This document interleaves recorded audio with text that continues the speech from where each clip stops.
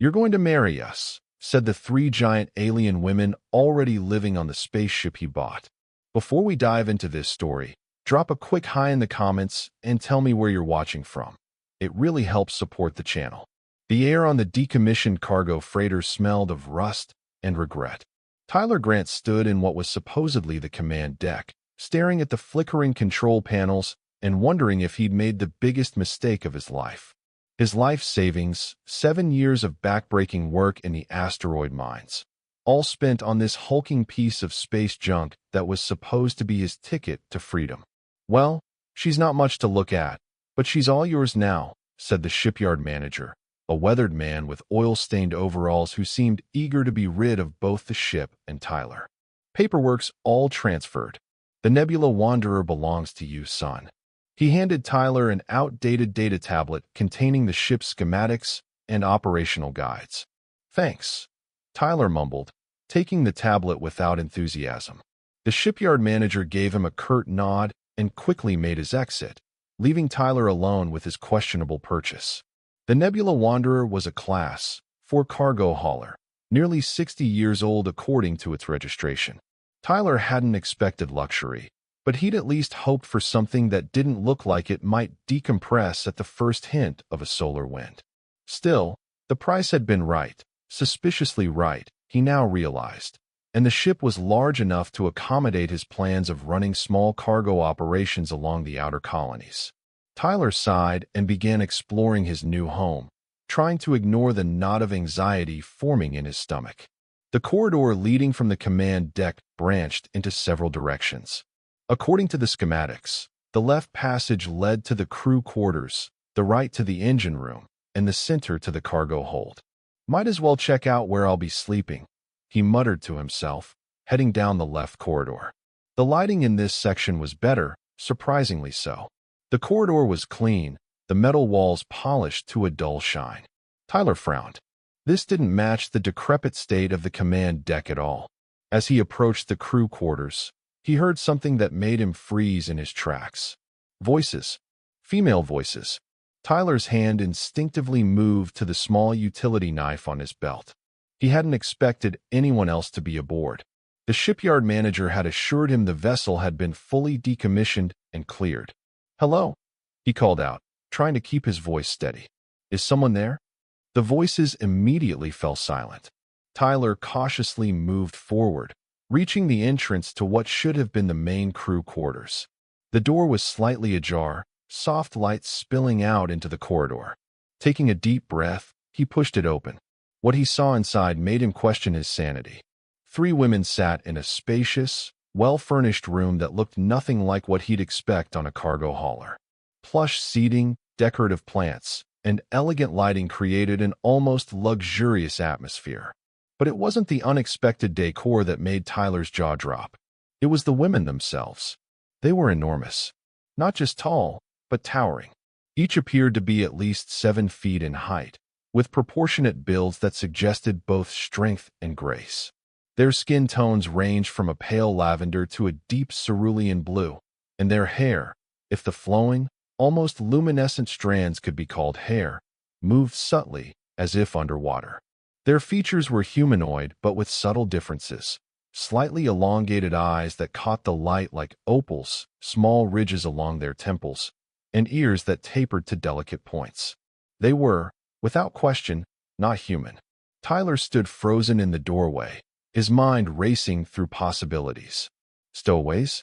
Hallucinations from some toxic leak in the life support system? An elaborate prank by the shipyard crew? The woman with pale lavender skin stood up, her movement fluid and graceful despite her size. She had to be nearly 8 feet tall. Her eyes, a startling silver color, fixed on Tyler with an expression of, was that relief? "You've finally arrived," she said, her voice melodious with an accent Tyler couldn't place. "We were beginning to worry." "Worry?" Tyler managed to choke out. "Who are you people? What are you doing on my ship?" The 3 women exchanged glances. "Your ship?" said the second woman, her skin a mid-range blue like a tropical ocean. Her hair was darker, almost indigo. "How interesting. I suppose technically that's correct now." The third woman, whose deep cerulean skin was marked with subtle patterns that seemed to shift in the light, stood and approached Tyler. He had to crane his neck to look up at her face. "Perhaps we should introduce ourselves," she said, her voice deeper than the others, but no less melodious. "I am Zarina. My companions are Lasara." She gestured to the lavender-skinned woman, and Telera, indicating the ocean blue one. "We are Celestians," Lasara added, as if that explained everything. Tyler took a step back, his mind whirling. "Celestians? I've never heard of your species." "We prefer to keep to ourselves," Telera said, moving to stand beside her companions. Together, they formed an imposing trio. "Our homeworld is far from your established trade routes." "That's fascinating," Tyler said, trying to sound calm while inching back toward the corridor. "But it doesn't explain why you're on my ship. A ship I just purchased, which was supposed to be empty." The three Celestians shared another look, some silent communication passing between them. "We were already here when the ship was decommissioned," Zarina explained. "The previous owner knew of our presence and didn't think to mention it to me." Tyler's voice rose in disbelief. "Humans can be." Lasara paused, searching for the right word. "Opportunistic. He likely feared you would withdraw from the purchase." Tyler ran a hand through his hair in frustration. "Well, he was right. I would have. I can't afford to feed myself, let alone 3 giant alien women." "We require very little sustenance," Telera said quickly, "and we've made significant improvements to the ship's systems. The living quarters, the life support, even the engine efficiency." Tyler looked around, noticing for the first time how the crew quarters had indeed been transformed. What should have been a Spartan, utilitarian space was now comfortable, even beautiful. "We can be very useful," Lasara added, her silver eyes imploring. "We have knowledge of technologies your species has not yet developed." Tyler's mind raced. If what they said was true, maybe this wasn't a complete disaster. Advanced alien technology could give him an edge in the competitive cargo hauling business. But something still didn't add up. Why stay on this ship? Why not book passage somewhere else? The three Celestians fell silent, tension suddenly filling the room. "We are political refugees," Zarina finally said. "Returning to our homeworld is not an option, and your species has limited diplomatic relations with ours. We cannot simply walk onto one of your stations." "So you've been hiding on this ship? For how long?"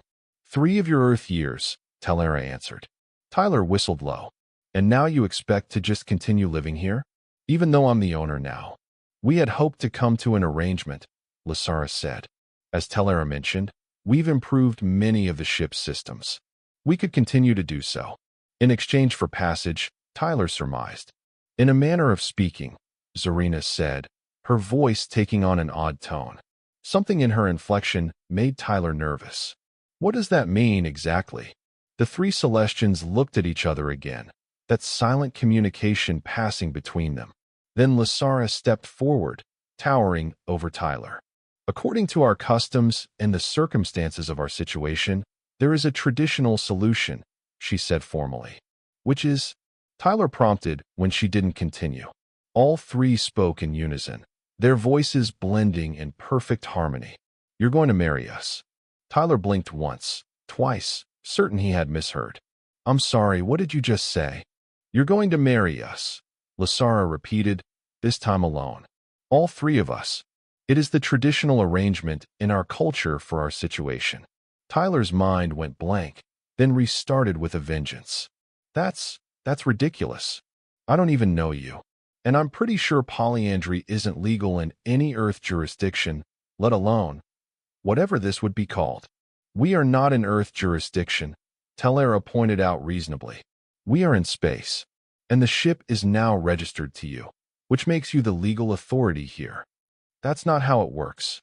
Tyler spluttered. "It is among Celestians," Zarina said firmly.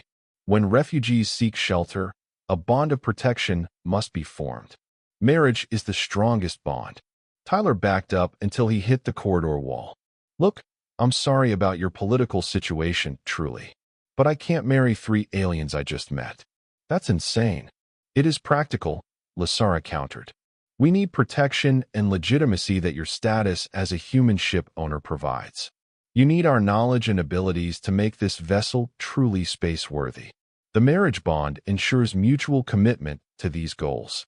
Tyler took a deep breath, trying to process the situation. Can I have some time to think about this? The three Celestians nodded in unison. Of course, Telera said. We understand this is unexpected for you. Take all the time you need, Lasara added gently. Within reason, Zarina amended.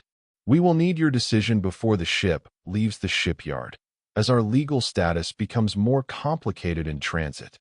Right? Tyler said weakly. I'll just go check out the rest of the ship then. He backed out of the room, turned, and nearly ran down the corridor, his mind reeling. Marriage? To three alien women? It was absurd, impossible, completely insane. Yet as he made his way to the engine room, he couldn't help but notice how smoothly the ship's systems were running. The engines hummed with a precision that shouldn't have been possible in a vessel this old. The life support readings were perfect. Even the artificial gravity felt more stable than it had when he first came aboard. These Celestians, whoever they were, clearly knew their technology. Tyler reached the cargo hold and sank down against a crate, trying to think clearly. He had spent every credit he had on this ship. Walking away wasn't an option. Neither was forcing the Celestians off. Even if he could somehow overpower 3 7-foot aliens, he had a feeling that would violate about a dozen interspecies protocols. And if he was being honest with himself, their offer had certain, practical benefits. The ship was running better than it had any right to. If they could continue making improvements, he might actually turn a profit on cargo runs. And having crew members who didn't need to be paid would certainly help his bottom line. But marriage? That was a step too far. There had to be another solution. After an hour of deliberation, Tyler returned to the crew quarters. The three Celestians were exactly where he had left them, as if they hadn't moved at all. I have a counter-proposal, he announced, summoning all his confidence. You can stay aboard as crew members. We'll register you properly at the next station with Colonial Administration. No marriage necessary. Lasara shook her head, her luminescent hair rippling. That would require documentation we don't have. Colonial Administration would ask questions we cannot answer. Falsifying such documents carries severe penalties, Telera added. Then what about asylum? Tyler suggested. If you're political refugees. Claiming asylum would alert our government to our whereabouts, Zarina interrupted. The consequences would be unpleasant. Tyler paced the room, frustration mounting. There has to be another way. I can't just marry 3 people I just met. Why not? Lasara asked, genuine curiosity in her voice. The question stopped Tyler short. Because that's not how humans do things. Marriage is about love, compatibility, shared goals. Are shared goals not what we've discussed? Telera tilted her head. You need our help with the ship. We need your protection and legitimacy. That's a business arrangement, not a marriage, Tyler insisted. Among Celestians, marriages often begin as practical arrangements, Zarina explained. Affection may develop later, but it is not a prerequisite. Tyler sighed, rubbing his temples. Look, even if I agreed, which I'm not saying I am, how would this even work? I don't know anything about Celestian marriage customs. The 3 aliens exchanged glances again. The ceremony is simple, Lasara said. A mutual declaration of intent, an exchange of biological markers, and registration of the bond. Biological markers? Tyler asked suspiciously. A small blood sample, Telera clarified. For genetic compatibility analysis. It's traditional. Tyler laughed nervously. And if we're not compatible? We already know we are, Zarina stated matter-of-factly. We've analyzed your DNA while you slept in the shipyard office last night. You what? Tyler's voice rose in alarm. How did you even get a sample? You cut your hand on the access panel, Lasara reminded him. We collected a small sample from the panel after you left to sign the final papers. Tyler stared at them in disbelief. That's invasive. And creepy. It was necessary, Telera said, unperturbed. We couldn't risk bonding with an incompatible human. So you've been planning this all along, Tyler accused. You knew someone would eventually buy this ship, and you were just waiting to spring this marriage proposal on whoever it was? Not exactly, Zarina said. We've observed many potential buyers. Most were unsuitable: crime syndicate representatives, corporate agents, military contractors. You were the first independent operator with compatible genetics and a favorable psychological profile. You've been studying me? Tyler felt a chill run down his spine. Of course, Lasara said, as if it were the most natural thing in the world. We couldn't entrust our safety to just anyone. Tyler sank into one of the plush chairs, trying to process everything. So let me get this straight. You three have been living on this ship for years, waiting for the right buyer to come along, so you could propose marriage and gain legal protection. That is an accurate summary, Telera confirmed. And if I refuse? The three Celestians looked at each other, their expressions growing somber. Then we would have no choice but to leave, Zarina said quietly. We would remove our modifications to the ship's systems first, of course. Remove them? Tyler sat up straight. What does that mean exactly? The improvements we've made are integrated with Celestian technology, Lasara explained. They are our property. If we must leave, they leave with us. Tyler thought about the smoothly running engines, the perfect life support readings, the stable artificial gravity. If they removed all that, would the ship even function? He suspected not, at least not well enough to be profitable. That sounds an awful lot like blackmail, he said bitterly. It is not intended as such, Telera assured him. We simply cannot leave our technology behind. It would be a violation of our most sacred laws. Tyler stood and paced the room again, weighing his options. He could walk away from the ship entirely, losing his life savings in the process. He could try to run the ship without their improvements, likely leading to financial ruin. Or he could agree to their proposal, entering a marriage of convenience with three alien women he barely knew. None of the options seemed good. What exactly would this marriage entail? He asked finally. What would be expected of me? Protection and legitimacy, as we've discussed, Lasara answered. You would register us as your spouses at the next Colonial Administration checkpoint, allowing us to travel freely under your human citizenship extension. And in return, we would continue to maintain and improve the ship's systems, Telera added. We would also serve as crew members, assisting with navigation, cargo management, and trading negotiations. We are quite skilled in several areas that would benefit a cargo operation, Zarina noted. Telera is an expert in propulsion systems, Lasara in life support and environmental control, and I specialize in navigation and communication technologies. Tyler had to admit, having such specialists on board would be invaluable. Most independent operators could only dream of having such a qualified crew. And what about Tyler felt his face grow hot. The more personal aspects of marriage. The three Celestians looked at him with identical expressions of polite confusion. Personal aspects? Lasara repeated. You know. Tyler gestured vaguely, his embarrassment mounting. Physical expectations. Understanding dawned on their faces, followed by what looked suspiciously like amusement. Celestian marriages are not consummated in the way human marriages traditionally are, Telera explained, her tone clinical. The exchange of biological markers during the ceremony is considered the physical union. So you're not expecting, that is, we wouldn't. Tyler stumbled over his words. Physical intimacy is not a requirement, Zarina assured him. Though it is not forbidden either, should mutual desire develop naturally over time. Tyler felt a strange mix of relief and something he didn't care to examine too closely. And how long would this arrangement last? Until we can safely return to our homeworld, or until we establish independent legal status elsewhere, Lasara said. 5 of your Earth years, at minimum. 5 years, Tyler exclaimed. That's a long time to be married to anyone, let alone 3 people I just met. It is not so long from a Celestian perspective, Telera said. Our species typically lives for 200 of your years. That information brought Tyler up short. 200 years? So you're all. By your standards, we are quite young, Zarina told him.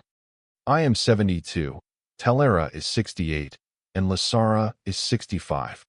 Practically children, Tyler muttered sarcastically. Hardly. Lasara corrected him seriously. We reached maturity at 50. Tyler shook his head, feeling overwhelmed. This is a lot to take in. We understand, Talara said gently. Perhaps you should rest. The shipyard will not require departure until tomorrow morning. Tyler nodded, suddenly aware of how exhausted he felt. Is there somewhere I can sleep? Preferably alone. The captain's quarters are prepared for you, Zarina said, pointing down the corridor. Third door on the right. We took the liberty of improving the accommodations there as well. Of course you did, Tyler sighed. All right, I'll think about your proposal and give you my answer in the morning.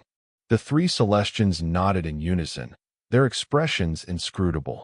Sleep well, Tyler Grant, Lasara said. Tyler started, realizing he had never told them his full name. But of course they knew it. They had been studying him, after all.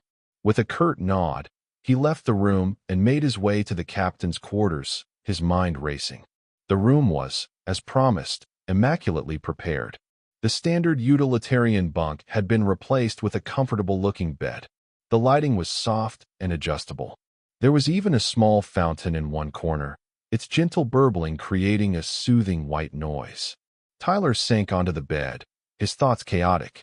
This morning, he had been an independent man about to embark on a new chapter of his life. Now, he was facing a possible marriage to three alien women who had effectively hijacked his ship before he even bought it. It was absurd, insane, impossible. And yet, as he lay back on the surprisingly comfortable bed, Tyler couldn't help but consider the practical benefits. A perfectly functioning ship, a skilled crew that required no wages, protection from the various pirates and criminals that plagued the outer colonies. Was it really such a bad deal? Tyler drifted off to sleep, his dreams filled with luminescent hair and silver eyes, and the looming decision that awaited him in the morning. He woke to the soft chime of an alarm, momentarily disoriented by the unfamiliar surroundings. Then the events of the previous day came rushing back, and Tyler groaned. The three Celestian women. Their absurd marriage proposal. His impossible decision. Tyler got up and found that a small refresher unit had been installed in the corner of the captain's quarters, another upgrade courtesy of his uninvited guests. After cleaning up, he steeled himself and headed back to the crew quarters where he knew the three aliens would be waiting. They were indeed there, sitting in the same positions as when he had left them. Tyler wondered briefly if they had moved at all during the night. Good morning, Tyler Grant, Lasara greeted him. Did you rest well? Well enough, Tyler replied cautiously. I've been thinking about your proposal. And? Talara prompted when he didn't immediately continue. Tyler took a deep breath. I have conditions. The three Celestians exchanged glances, then nodded for him to continue. First, this is a business arrangement, not a real marriage. We're clear on that, right?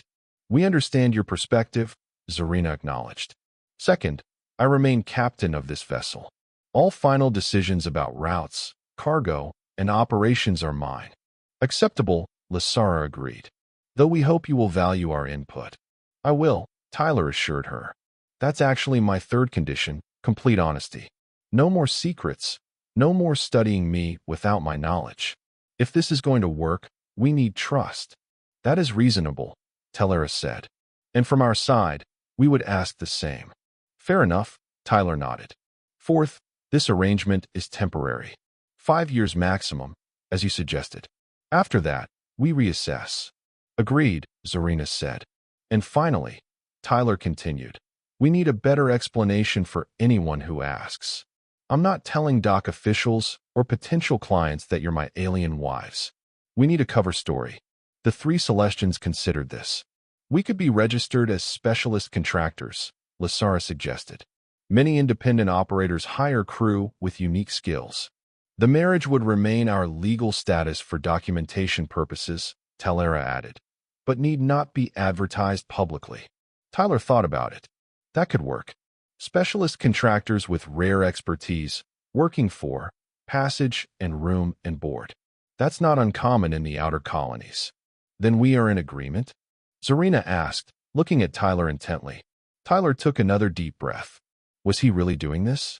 It seemed insane, and yet also strangely logical given the circumstances. Yes, he said finally. I agree to your proposal, with the conditions I've outlined. The three Celestians rose in unison, towering over him. Their expressions were solemn, but with a hint of what might have been relief. Then let us proceed with the ceremony, Lysara said. It will not take long. Before Tyler could respond, Talera produced a small device from a hidden pocket in her clothing. It looked like a metallic disc about the size of his palm, inscribed with flowing symbols he couldn't read. This is a bonding circuit, she explained. It will record our declarations and analyze the biological markers. Right now? Tyler asked, suddenly nervous. Don't we need witnesses or something? The bonding circuit serves as witness and recorder, Zarina told him.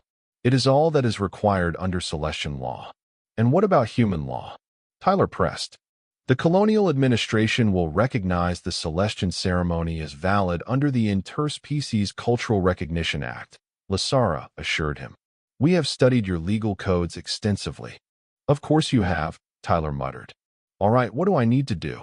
Place your hand on the bonding circuit when it glows, Talera instructed, setting the metallic disc on a small table. Then state your full name and your intention to form a bond. Tyler watched as each of the Celestians placed her hand on the disc in turn, stating her name and intention in their melodious voices. Then the disc began to glow with a soft blue light, and Talera nodded to him. With a feeling of surreal detachment, Tyler placed his hand on the warm metal. I, Tyler James Grant, agree to form a bond with Lysara, Talera, and Zarina of the Celestians. The disc grew warmer under his palm, and Tyler felt a sharp sting. He tried to pull away, but found he couldn't move his hand. What's happening? He asked, alarmed. The biological marker collection, Lysara explained calmly. It will only take a moment. Sure enough, the pain subsided quickly, and Tyler was able to remove his hand. A small drop of blood welled up from an almost invisible puncture in his palm. The bonding circuit pulsed with light, changing from blue to a deep purple, then to a bright silver that reminded Tyler of Lysara's eyes. Symbols appeared on its surface, flowing and changing too quickly for him to track. The bond is confirmed, Zarina announced as the light faded. The ceremony is complete. We are now joined according to Celestian law. Tyler stared at the now dormant disc, then at the three towering alien women who were, apparently, now his wives. That's it, he asked incredulously. We're married. The formal aspects, yes, Talera confirmed. The documentation for colonial administration will need to be completed at our first port of call, but the bond itself is established. Tyler ran a hand through his hair, feeling strangely anticlimactic. So what happens now? Now, Lysara said with a small smile, we prepare the ship for departure. The shipyard expects us to clear the dock within 3 hours. Right, Tyler said, focusing on the practical aspects of their situation. I should check the command deck, make sure all systems are operational. They are, Zarina assured him. We performed a full diagnostic while you slept. The Nebula Wanderer is ready for your commands, Captain. The title startled Tyler. Captain. Despite everything, this was still his ship, his dream. And now he had a crew, an unusual one, to be sure, but possibly the most qualified crew any independent operator in the outer colonies could hope for. All right then, he said, straightening his shoulders. Let's get this ship ready for departure. Talera, you said you're the propulsion expert? I'd like you to double-check the engine outputs. Lysara, run a final check on life support. Zarina, plot us a course to the Proxima colony. There should be good cargo opportunities there. The three Celestians nodded, their expressions shifting from solemn to something more professional, almost eager. Yes, Captain. They responded in unison and moved with graceful efficiency to carry out his orders. As Tyler watched them go, he couldn't help but wonder what he had gotten himself into. Marriage to 3 alien women. A ship with mysterious technological upgrades. A 5-year commitment to a situation he barely understood. Yet somehow, as he made his way to the command deck, Tyler felt more optimistic than he had since purchasing the ship. Whatever happened next, At least it wouldn't be boring. The command deck looked entirely different from the day before. Gone were the flickering panels and outdated displays. In their place were sleek, efficient interfaces that hummed with power. The captain's chair, previously a worn, uncomfortable affair, had been replaced with something ergonomic and supportive.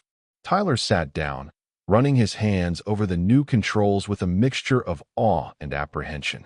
What exactly had he agreed to?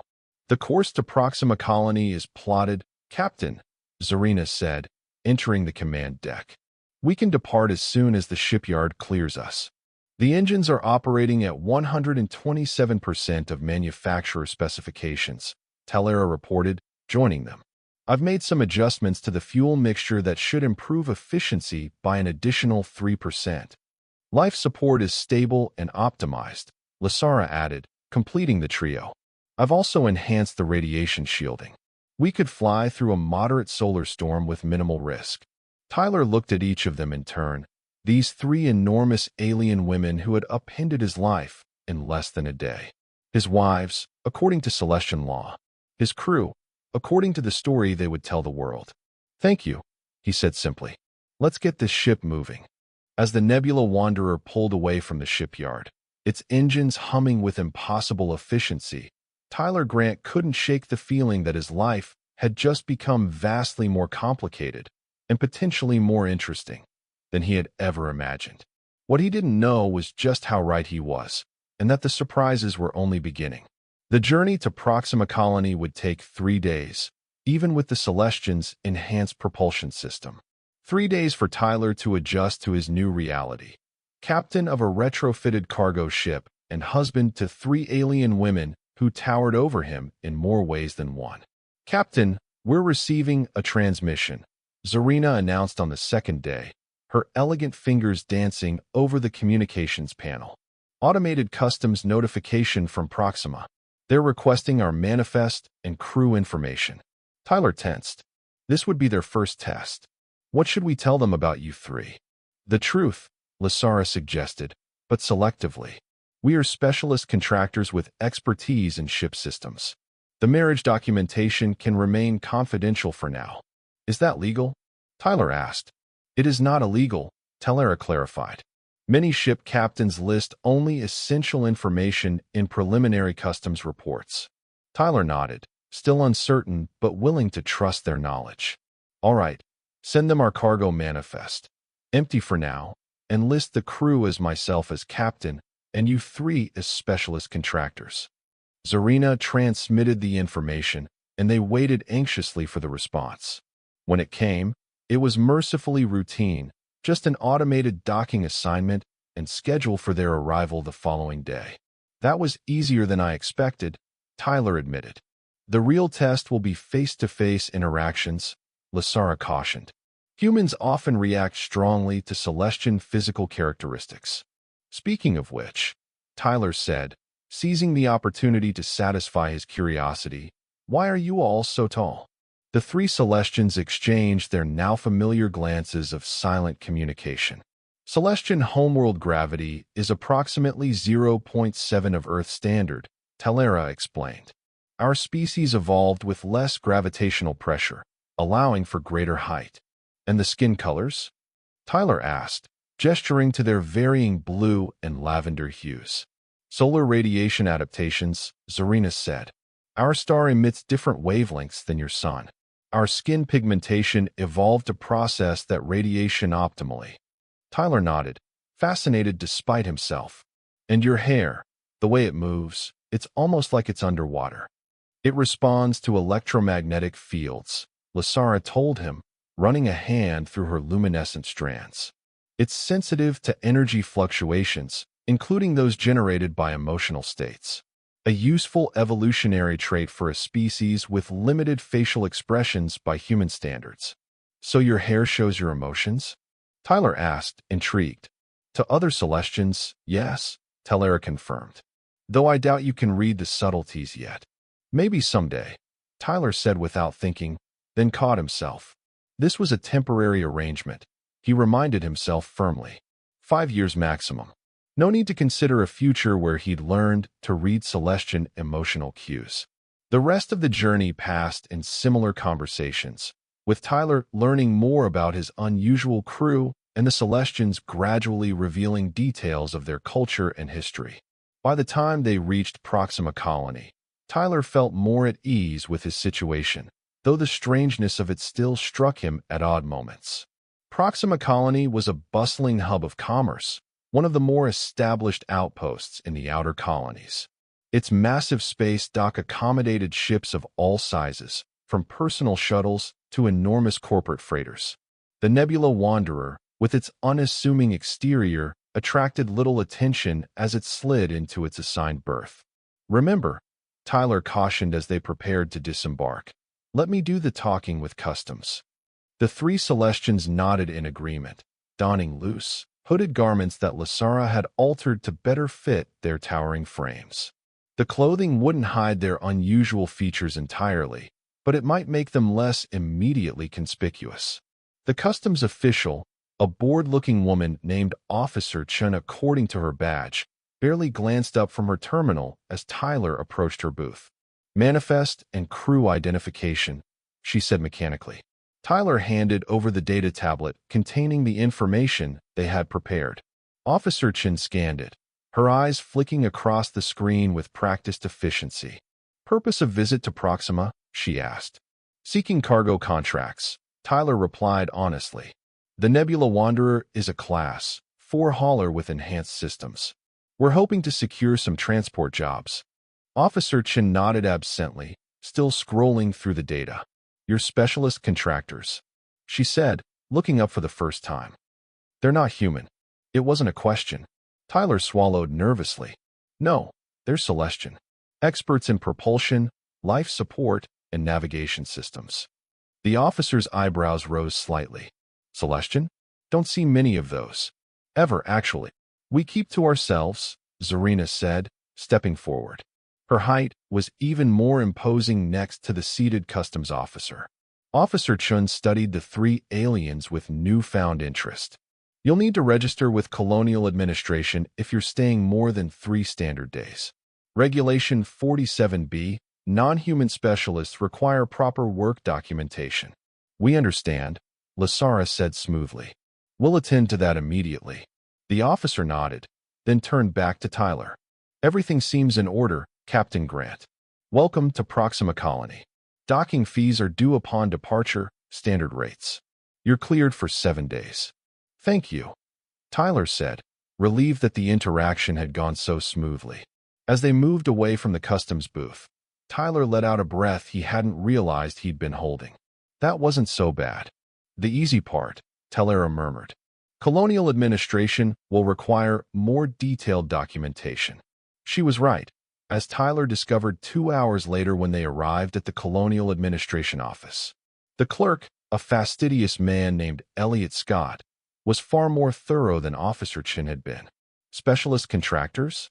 Elliot repeated, looking skeptically at the 3 towering Celestians. "I'll need to see their work permits, certifications, and residency status." Tyler felt his heart sink. "They're new additions to my crew. We were told we could register them here." Elliot sighed, as if dealing with ignorant ship captains was the bane of his existence. New registrations require extensive documentation. Species of origin, educational credentials, health screenings, security clearance, especially for non-humans without established colonial presence. Tyler glanced at his Celestian crew, seeing the concern in their subtle expressions and in the way their luminescent hair rippled with tension. "Is there an alternative process?" he asked carefully. "Perhaps something for special circumstances?" Elliot's eyes narrowed suspiciously.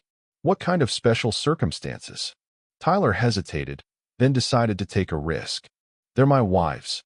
Elliot blinked, looking from Tyler to the 3 enormous alien women and back again. "Your wives?" "Yes," Tyler confirmed, trying to sound confident. "We were married according to Celestian custom. I understood that under the Interspecies Cultural Recognition Act, such unions are legally recognized in colonial territories." Elliot gaped for a moment, then composed himself. "Well, yes, technically that's correct, but then surely the spousal visa process would be more appropriate than work permits?" Tyler pressed, following Lasara's lead from earlier discussions. Elliot fumbled with his terminal, clearly searching for the relevant regulations. I suppose, yes, here it is. Interspecies spousal visas. But I'll need to see proof of the marriage. Zarina stepped forward, producing the bonding circuit from within her robes. This contains the official record of our union, she explained, placing it on Elliot's desk. The administrator looked at the device skeptically. Our systems may not be compatible with. The bonding circuit activated at Zarina's touch, projecting a holographic display of flowing Celestian script that gradually transformed into standard English text, detailing the marriage ceremony and listing Tyler Grant as the legal spouse of Lasara, Telera, and Zarina of the Celestian homeworld. Elliot's eyes widened at the display. That's quite impressive technology. Celestians are known for their advanced systems, Lasara said modestly. Elliot studied the projection for several minutes, occasionally checking references on his own terminal. Finally, he sat back with a sigh. Everything appears to be in order, unusual as it is, he admitted. I'll process the spousal visas immediately. They'll grant residency and work privileges throughout colonial territories as long as they remain married to you, Captain Grant. Tyler felt a wave of relief. Thank you. I will need to conduct a brief interview, standard procedure for all interspecies marriages, Elliot added, his professional demeanor returning, to ensure the union is legitimate and not a means of circumventing immigration protocols. Tyler tensed again. Of course.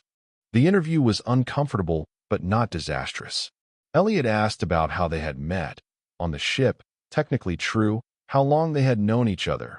Tyler stretched the truth here, and their reasons for marriage, mutual benefit and protection, which was honest enough. Throughout the questioning, the Celestians remained composed, their answers complementing Tyler's without contradicting the essential narrative they had constructed. By the end, even the skeptical administrator seemed satisfied. Congratulations on your marriage, unusual as it may be, he said, processing the final documentation. Your wives now have legal status throughout colonial space as long as your union remains valid. Thank you, Tyler said sincerely. As they left the administration building, Tyler felt both exhausted and relieved. That was too close, he muttered. You handled it well, Lasara assured him, her silver eyes appraising him with newfound respect. We are now officially recognized as your spouses, Telera noted. Our legal status is secure, which means we can focus on establishing your cargo business, Zarina added practically. Tyler nodded, still processing the reality of what had just happened. He was now officially, legally married to 3 alien women nearly twice his height. It was absurd, yet it had worked. They had accomplished exactly what they had set out to do. Right? He said, focusing on the next step. Let's find ourselves a cargo contract. The following days established a pattern that would come to define their unusual partnership. Tyler handled the business negotiations, securing modest but profitable cargo contracts to nearby colonies. The Celestians maintained and continued to improve the ship's systems, gradually transforming the Nebula Wanderer into one of the most efficient vessels in its class. Their first job was transporting agricultural equipment to New Eden, a farming colony 3 days from Proxima. The contract paid well enough, but the real test came when they encountered an unexpected asteroid field that had drifted into the regular shipping lane. Navigational hazard ahead, Zarina announced from her station on the command deck. Uncharted debris field, likely from recent asteroid collision. Standard routes compromised. Tyler studied the sensor readings with concern. Rerouting would cost them nearly a day, potentially jeopardizing their delivery timeline and reputation as a reliable transporter. Options? He asked, turning to his crew. I can plot a course through the field, Zarina suggested. With manual navigation, it's possible. Too risky, Telera countered. However, I've been working on enhancing our deflector shields. They're not fully tested, but they should be able to handle impacts from smaller debris. What about combining approaches? Lasara offered. Zarina navigates a conservative path through the less dense sections, while Tellera's shields protect us from the smaller particles we can't avoid. Tyler considered their suggestions, impressed by their collaborative problem-solving. Let's do it. Zarina, plot the safest course through. Tellera, divert power to the forward shields. Lasara, monitor life support and be ready to seal any compartments if we take damage. The Celestians moved with fluid efficiency, each taking her station with professional focus. Tyler watched as Zarina's hands danced over the navigation controls, her luminescent hair flowing with concentration. Course plotted, she announced. Entering the debris field in 3 minutes. Shields at maximum, Tellera confirmed. They should hold against anything smaller than 2 meters in diameter. All compartments secure, Lasara reported. Emergency systems on standby. Tyler took a deep breath and settled into the captain's chair. Proceed. The next 20 minutes were among the most tense of Tyler's life. The Nebula Wanderer weaved through the chaotic debris field, occasionally shuddering as smaller rocks glanced off the enhanced shields. Zarina's piloting was masterful, her reflexes seemingly faster than human capability as she adjusted their course to avoid the larger asteroids. Shield impact at Section 14, Tellera called out at one point. Holding at 72% capacity. Compensating, Zarina replied calmly, banking the ship to avoid a cluster of medium-sized rocks. Tyler gripped the arms of his chair, feeling simultaneously useless and amazed as his alien crew navigated the crisis with practiced coordination. They worked together as if they had been doing so for years, anticipating each other's actions and responding to changing conditions without panic. Finally, the sensors showed clear space ahead. We're through, Zarina announced, a note of satisfaction in her melodious voice. Shields returning to normal configuration, Tellera reported. Minor energy fluctuations, but no damage to the emitters. All ship systems nominal, Lasara confirmed. No hull breaches or structural stress beyond acceptable parameters. Tyler let out a long breath, relieved and impressed. That was incredible work, all of you. The 3 Celestians turned to him, and Tyler was startled to see what looked like pride in their subtle expressions and in the brightened glow of their flowing hair. Thank you, Captain, they responded in unison. In that moment, something shifted in Tyler's perception of their arrangement. This wasn't just a marriage of convenience or a business transaction. They were becoming a genuine crew, relying on each other's strengths and working together toward common goals. The realization was both comforting and unsettling. Tyler had agreed to this arrangement expecting it to remain impersonal and practical. He hadn't counted on developing respect for these alien women, or on feeling a growing sense of responsibility toward them that went beyond their legal agreement. The rest of the journey to New Eden passed without incident, and they delivered their cargo a full day ahead of schedule despite the detour through the asteroid field. Their client, a colony administrator named Riley Cooper, was impressed enough to offer them another contract immediately, transporting the colony's grain harvest to the mining outpost at Vega Station. Your reputation is spreading, Lasara observed as they prepared for their next journey. 2 more potential clients have contacted us while you were negotiating with Administrator Cooper. Tyler nodded, pleased but also thoughtful. People are noticing our efficiency. The enhanced systems you've installed make us faster and more reliable than most independent operators. Is that a problem? Tellera asked, picking up on his concern. It might draw attention, Tyler admitted. The wrong kind of attention. There are corporations that don't appreciate competition, even from small operators like us. We should be cautious, Zarina agreed. Perhaps not demonstrate the full capabilities of our enhancements for a while. Good idea, Tyler said.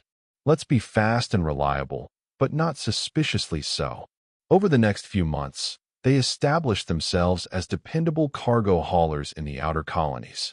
The Nebula Wanderer became known for its punctuality and ability to navigate difficult routes that other independents avoided. Tyler handled the business with growing confidence, while the Celestians continued to make incremental improvements to the ship's systems. Their unusual living arrangement settled into a comfortable routine. Tyler maintained his private quarters, while the three Celestians shared the communal space they had originally modified. They took meals together in the ship's small galley, exchanging stories and information about their respective cultures.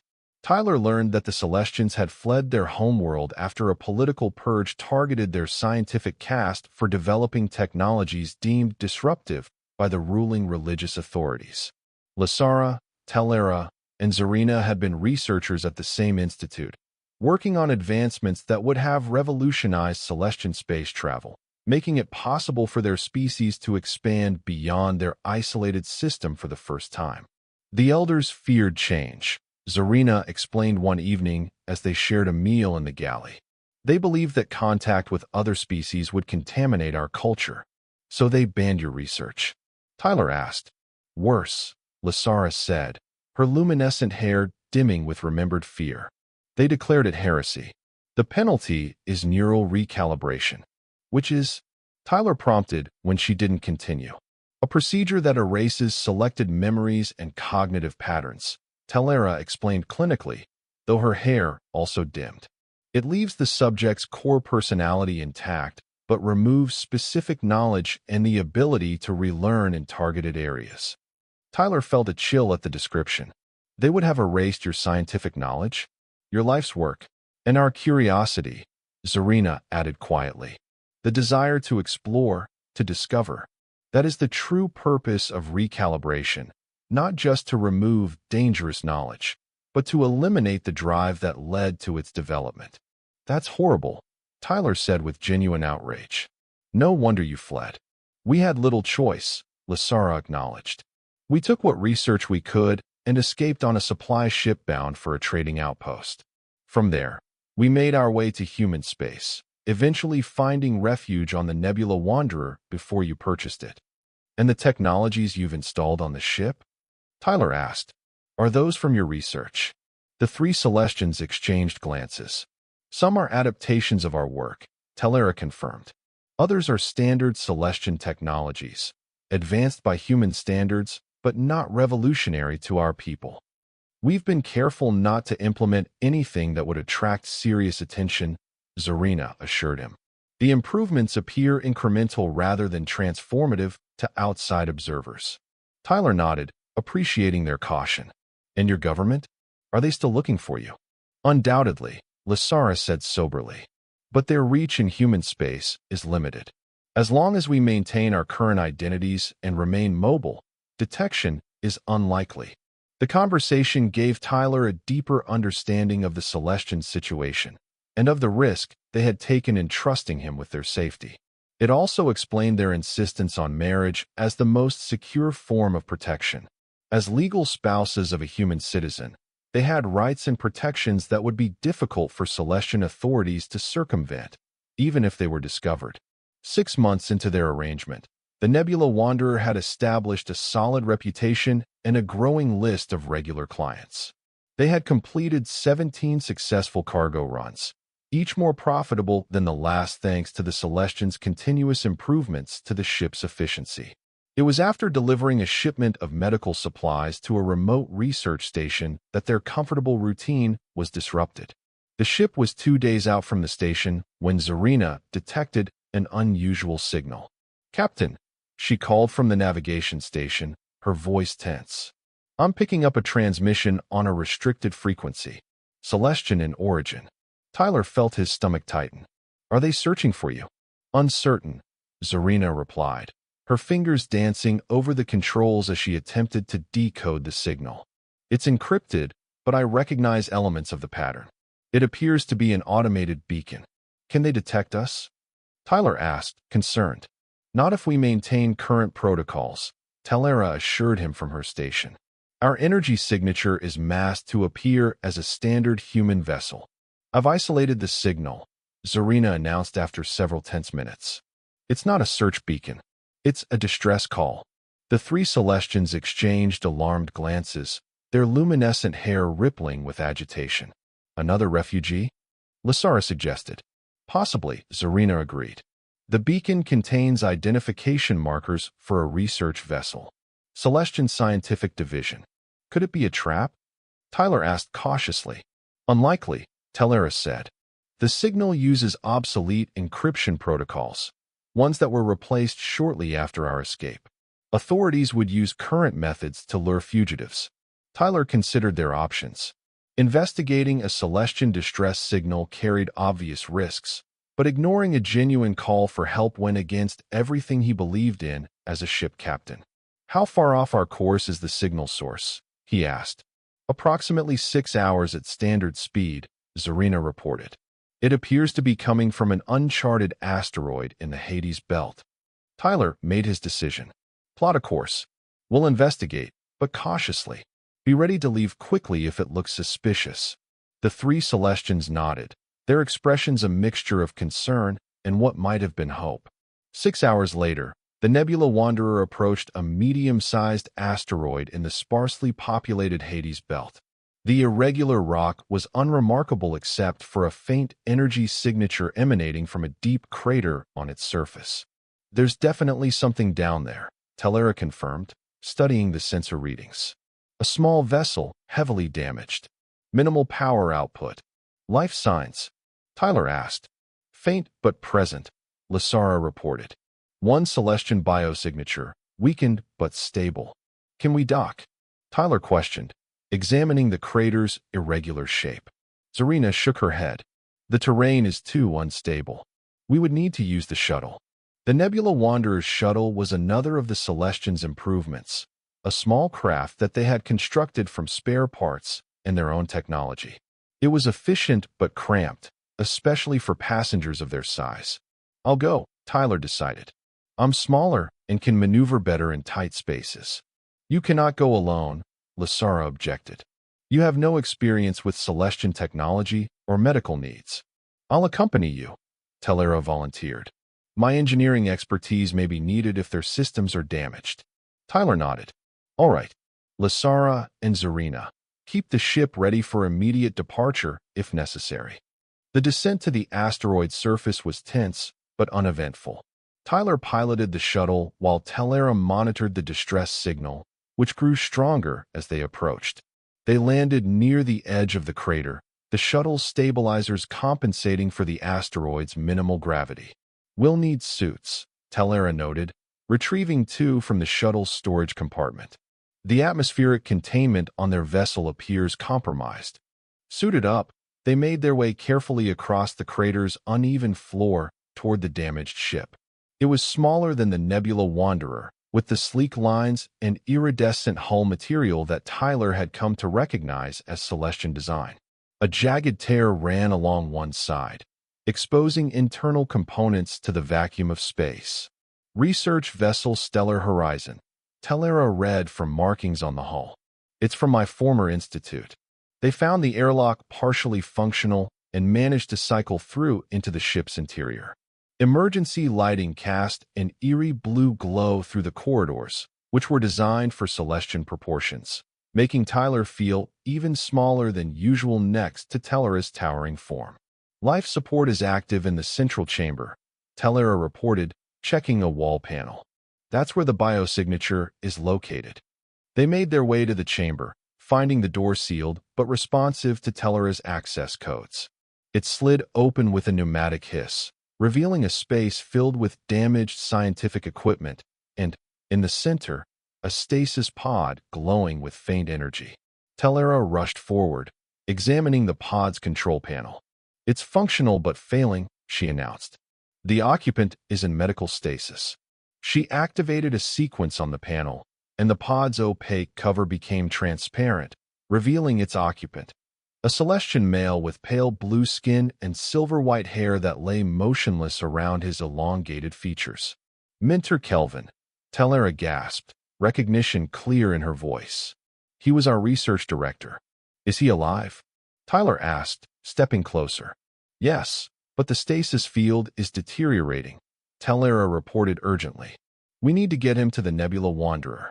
Our medical facilities are basic but better than what remains here." "Can we move the pod?" Tyler asked, eyeing the large device skeptically. Telera shook her head. "The power system is integrated with the ship. We'll need to transfer him to a portable stasis unit." She hesitated. "Which we don't have." Tyler thought quickly. "Could we adapt something from the shuttle?" or cobble together a temporary solution from parts here. Tellera's expression brightened.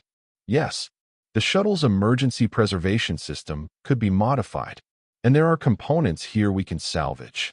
Her luminescent hair swirled with sudden energy. You continue searching the ship for other survivors or useful technology. I'll begin the modifications. Tyler nodded and continued exploring the damaged vessel while Tellera worked on the stasis transfer system. Most compartments were either destroyed or depressurized, but he managed to locate the ship's data core, a crystalline structure that Tellera had once described as the Celestian equivalent of a black box recorder.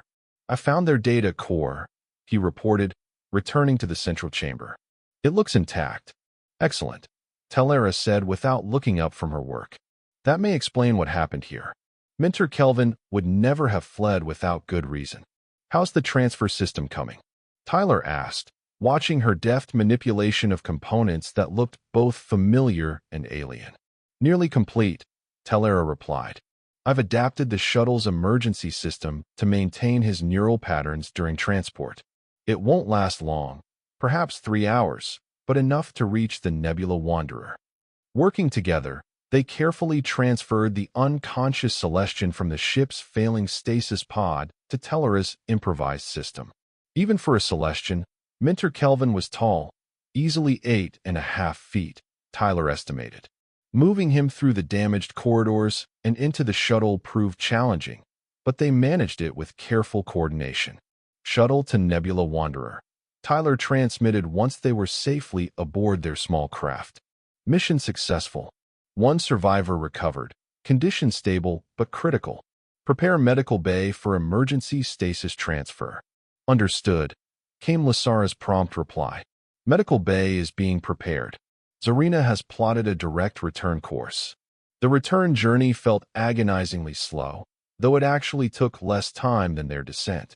Tellera monitored the improvised stasis unit constantly, making minute adjustments to maintain the delicate balance, keeping Minter Kelvin alive. Once aboard the Nebula Wanderer, they rushed the unconscious Celestian to the medical bay, another area that had been significantly enhanced beyond standard cargo ship specifications. Lasara and Zarina were waiting, their expressions a mixture of shock and hope at the sight of their former mentor. The stasis field is failing, Tellera reported urgently. We need to stabilize him immediately. What followed was an intense medical procedure unlike anything Tyler had ever witnessed. The 3 Celestians worked in perfect harmony, their movements precise and coordinated as they connected their mentor to the ship's systems and administered treatments that Tyler could barely comprehend. Neural patterns stabilizing, Zarina announced after nearly an hour of tense work. Cellular regeneration initiated. Respiratory and circulatory functions restored to minimal sustainable levels, Tellera added. He will live, Lasara concluded, stepping back from the medical platform. Though full recovery will take time. Tyler, who had been watching from the doorway, felt a wave of relief. That's good news. The 3 Celestians turned to him, their expressions solemn but grateful. Thank you, Tyler, Lasara said, using his first name in a rare departure from her usual formality. You risked much to save him. It was the right thing to do, Tyler replied simply. Nevertheless, we are grateful, Zarina added. Minter Kelvin is important to us, not just as our former director, but as a visionary who supported our research when others called for its suppression. What happened to him? Tyler asked. Why was he alone on that damaged ship? We won't know until he regains consciousness, Tellera said. But the data core you recovered may provide answers. While Lasara remained to monitor their patient, Tellera and Zarina accompanied Tyler to the command deck to examine the recovered data core. Connecting it to the ship's systems required several modifications, but eventually, they managed to access its contents. It's a research log, Zarina reported, scanning the data. And navigation records, communications archives. Her voice trailed off as she delved deeper into the information. What is it? Tyler prompted, noticing the sudden tension in her posture. According to these logs, Zarina said slowly, Minter Kelvin continued our research after we fled. In secret, working with a small group of like-minded scientists. They achieved a breakthrough, Tellera added, reading over Zarina's shoulder. Something called the harmonic resonance theory. It's remarkable. A completely new approach to interstellar travel. And dangerous, Zarina continued grimly. The religious authorities discovered their work. There was a purge, more severe than the one we escaped. Minter Kelvin fled with the research data, hoping to preserve their discoveries. His ship was damaged during the escape, Tellera surmised from the logs. He managed to reach the asteroid and activate the distress beacon before his injuries forced him into stasis. How long has he been there? Tyler asked. According to the timestamp on the beacon, Zarina calculated approximately 7 months. Tyler whistled low. Lucky his stasis pod lasted that long. Celestian technology is designed with redundancies, Tellera explained. But yes, he was fortunate we detected the signal when we did. A call from the medical bay interrupted their discussion. He's waking up, Lasara reported, her voice tense with anticipation. They hurried back to find Minter Kelvin stirring on the medical platform, his silver-white hair flowing with returning consciousness. His eyes, when they opened, were a deep violet that seemed to glow in the bay's subdued lighting. His gaze moved slowly around the room, finally settling on the 3 Celestian women. Recognition dawned in his expression, followed by disbelief. Lasara? Tellera? Zarina? His voice was weak but melodious, deeper than the females. How is this possible? We found your distress signal, Minter, Lasara explained gently. You're aboard a human vessel, the Nebula Wanderer. Kelvin's violet eyes shifted to Tyler, who felt suddenly self-conscious under the alien's penetrating gaze. A human ship? Kelvin asked. You've been living among humans? This is Captain Tyler Grant, Zarina introduced. He is our husband, according to Celestian law. We sought protection through the bonding tradition. Kelvin's expression registered surprise, then understanding. Ingenious solution, he murmured. The ancient laws can sometimes serve new purposes. Tyler stepped forward. Welcome aboard, sir. You're safe here. Kelvin inclined his head slightly.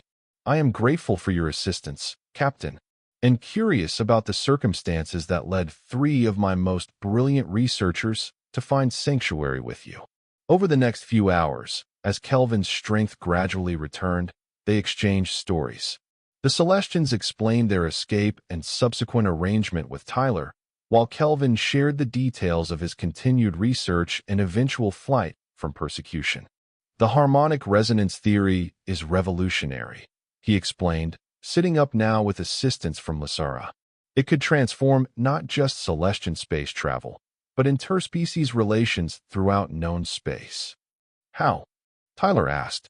Current faster-than-light travel relies on compressing space in front of a vessel and expanding it behind. What humans call warp drive, Kelvin explained. Effective but enormously energy-intensive, limiting its practical applications. Our theory proposes an alternative, Tellera continued, her excitement evident in her swirling hair. Using specific harmonic frequencies to align a vessel with the natural resonance patterns of space-time itself. Like surfing a wave instead of pushing through water, Zarina added, seeing Tyler's confusion. Precisely, Kelvin nodded. The energy requirements would be a fraction of current methods. Interstellar travel could become accessible to smaller vessels, independent operators, even research ships. Which threatens the corporate monopolies on space travel, Tyler realized, and challenges your religious authorities' ability to control who goes where. Exactly, Kelvin confirmed. The elders saw it as a threat to their power. They ordered all research destroyed and researchers recalibrated. A somber silence fell over the medical bay. What will you do now? Tyler finally asked. Kelvin looked thoughtful. The research must be preserved and eventually implemented, but safely, away from those who would suppress it. You could stay with us, Lasara suggested. The Nebula Wanderer has become a sanctuary of sorts. Kelvin looked to Tyler. Captain Grant has already taken considerable risk harboring 3 Celestian fugitives. Adding a 4th would increase that risk exponentially. Tyler considered the situation. Having another Celestian aboard, especially one actively pursued by authorities, would indeed increase their danger. But the potential benefits of this harmonic resonance theory sounded revolutionary. And there was something about Kelvin's dignified determination that Tyler found himself respecting. "You're welcome to stay," he decided.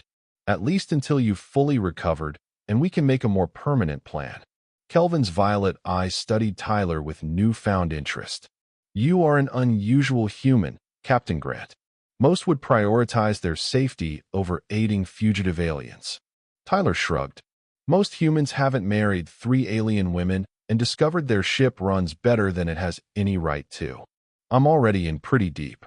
Over the next 6 months, Kelvin's recovery progressed steadily.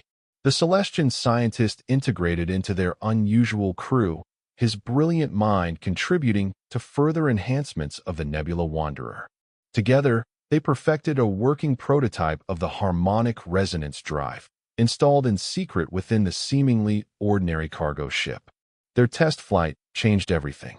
The Nebula Wanderer traveled to Alpha Centauri and back in just 14 hours, a journey that would have taken conventional ships weeks. The success was monumental but had to remain hidden. Such technology would make them targets of both human corporations and Celestian authorities. The solution came unexpectedly during a routine cargo run to the outer colonies. They encountered a research vessel from Earth's Scientific Coalition, an independent organization dedicated to advancing technology for the benefit of all species rather than corporate profit. They could protect the research, Kelvin suggested. Implement it gradually, responsibly. After careful vetting, Tyler and his Celestian family presented their breakthrough to the Coalition's leadership. The alliance proved ideal. The Coalition had the political influence to shield them from persecution and the ethical framework to ensure the technology would benefit all spacefaring species. 5 years after their unconventional marriage began, Tyler sat with his 3 Celestian wives in the observation deck of their new home, a research station orbiting Earth, where they now served as honored scientists developing the next generation of space travel technology. "Our arrangement was supposed to be temporary," Tyler mused, watching the blue planet below. 5 years maximum, we agreed. Lasara's luminescent hair swirled gently. "Do you wish to dissolve our bond?" Tyler looked at the 3 towering women who had become not just his crew, but his family. "Actually, I was thinking the opposite. This marriage of convenience became something real. I'd like to renew our vows. This time, because we choose each other, not because circumstances forced us together." The 3 Celestians exchanged glances, their hair brightening with emotion Tyler had learned to recognize as joy. "We would be honored," they said in unison. 2 weeks later, they stood together in a ceremony that blended human and Celestian traditions. With Kelvin officiating and Coalition colleagues as witnesses, Tyler Grant and his 3 alien wives renewed their commitment. No longer refugees and protector, but equals and partners in a shared future. As for the harmonic resonance drive, it revolutionized space travel just as Kelvin had predicted. The technology spread throughout human space and eventually reached the Celestian homeworld, where it catalyzed a cultural revolution that overthrew the restrictive elders. The new government welcomed their once-exiled scientists as heroes, establishing diplomatic relations with humanity and other species. Tyler and his unusual family became legendary figures. The human captain who married 3 giant alien women and changed the course of interstellar history. And that was the end of the story. If you listened all the way to here, don't forget to leave feedback about what you thought of the story in the comments, whether positive or negative. Your feedback helps us improve. Also leave your like and subscribe to the channel for more stories like this one. And I'll leave here on the screen another video that I'm sure you'll like.